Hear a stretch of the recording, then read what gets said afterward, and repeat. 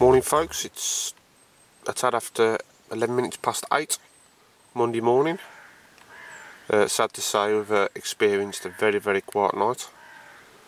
I've had a great night's sleep, that's all I can say. As you can see, Mark's out in the boat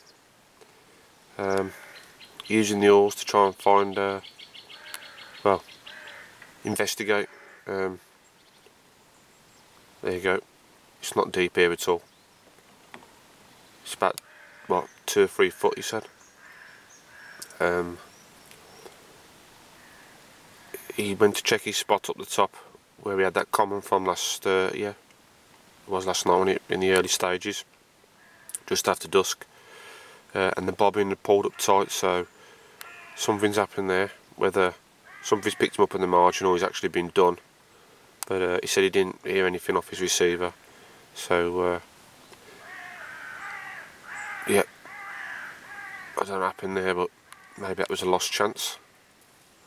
But weather-wise, it's not that cold, to be honest. It's overcast.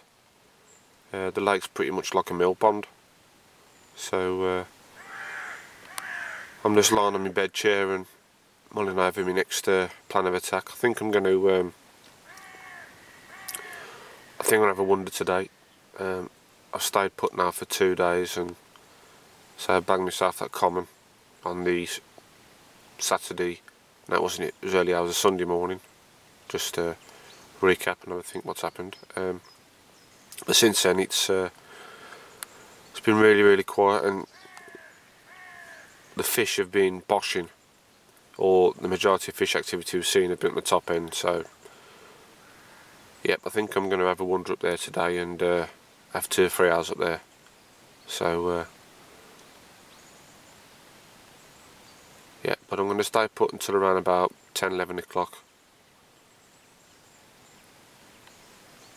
Just in case there is a bit of a morning feeding spell, but who knows. So, let's see what today brings then, folks. There you go, folks. Don't know if you can see that, but we got a lovely display here of red kites. Hey, apologies for the shaky camera work, but it's all part of the angling experience as far as we're concerned. Look at that. It's just gone 22-2, and I'm pleased to say we got a little bit of daytime action. A gentleman arrived this morning around about 8 o'clock, who I think he's something to do with Lahore, another French venue, but he works for Paul, who owns Jonchery 7. But anyway, he arrived this morning to see how we're getting on, and having a chat, and he's advised us both to target the far margin, which would be very easy to place baits with a bait boat, but being we haven't got one, it was either try and wade out and cast to him, or what Mark did was use the boat and put a bait right under the trees, and that is what he's done. And the rod couldn't have been out for longer than half an hour. One bleep, wound down, and he's into a fish. So hopefully we've found the winning formula. So I'm gonna let him play this, and then hopefully we'll land it and show him, show you rather, his latest capture. And before I log off, this one's on the Jonchery. So all good stuff. Right, let Mark play this in peace, and hopefully have it in front of the camera shortly. 2:15, folks, and this is one of a double take. We got the one that I was filming Mark with safely in the net, and I'll save that one until we get him out. But we were just going to sort that fish out, and another couple of bleeps, and Mark was on his to his other rod, left-handed like a flash, and look at this for an abundance of scales, absolutely superb. This is what was on about, Matt, wasn't it? Yeah. Some of the fish in here, absolutely. All right, £20, 11 ounce, but Don't matter what the weight is when they look like that, mate. Look at that. That's what a magnificent fish. Cluster of scales around that gill plate there, and oh, look at that. Yeah. And it's just as good the other side, isn't it, mate? It certainly is. What a beautiful fish. We did actually think it was a koi at first. Yeah, we did, there didn't was we? a few koi with how red his tail was. We thought orange his tail was. Get them. Some real big apple slices there. I tell you what, if you'd foul hooked a fish and end up with one of them on your hook, you'd have thought you'd lost a £50. You would have done. Absolute mint. There's not a mark on this fish. Full dorsal fin. He's just trying to stick it up. No. And it's another one on the Jonchery. Yeah, little 15mm Jonchery. With a bit of corn on top this time. So, absolutely fantastic. Right, picture time, and then we'll get the second one out the brace. I'll get the little net. Yep, I'll leave that one be until we get it out.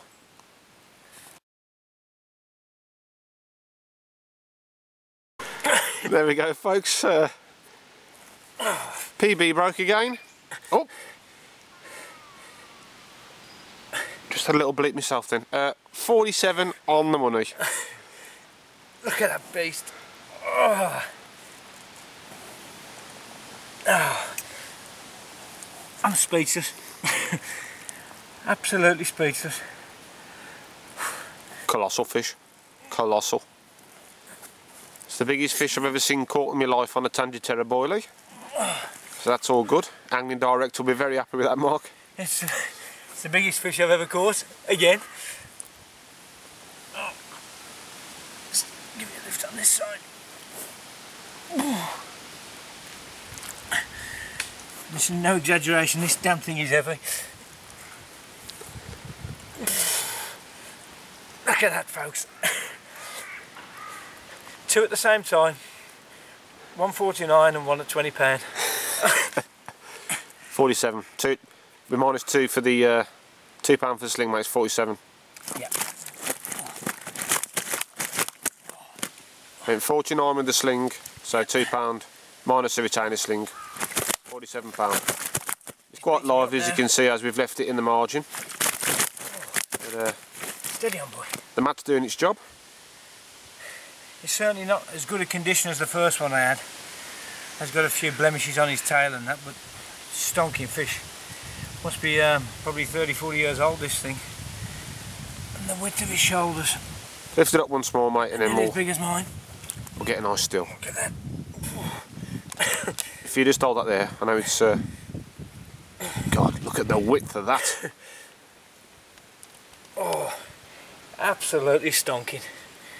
You got him, mate? Flip it round once more and then I'll get some nice pictures for you, mate.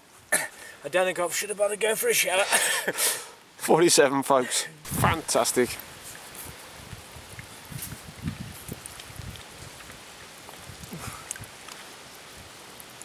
Are we rolling? We're rolling, mate. Oh. Now I've got him, I don't want to put him back, so I thought I'd get in with him for a bit. Oh. What a stonker. Beautiful thing. I said it before, but I think this will be the biggest one of the trip. But you never know. So You just have to go for the commons now, mate. yeah, oh yeah, it'd be really nice for you to bag one of them 40-pound commons, what you've been after for the last God knows how many years. But if you have to settle for one of these, I don't think you'll mind. Not at all, mate. So need to get a few stills and let it go, I think. Right, just done the stills. So unfortunately, Mark, it's got to go back. She's got to go now. I've had my enjoyment, and there she blows. Bye bye, girl. Fantastic. Fatigue setting in, mate? I don't know, but we was talking away, weren't we? I just had a beer, and I was just going back to put the catch report in the van, and I noticed as I walked past the end of the bobbin, the end of the rod just slightly dipped. So a couple of turns on the reel, dipped again. No, not even a bleep I'd had, and I just struck and it was on the end. £40, 12 ounce. We are fishing at distance, so yeah, it isn't uncommon to get that, but he had moved probably 30 yards to the left of where the bait was actually situated, so it just proves sometimes. And that's a hat-trick he captures on the Tangiera? Yep, 15mm Tangiera. And the contents of that retainer sling was... Oh, it was well and truly covered in the damn stuff, wasn't it? Shall we say. So, when you come into France, you ain't always got to use big baits to catch these beautiful big fish.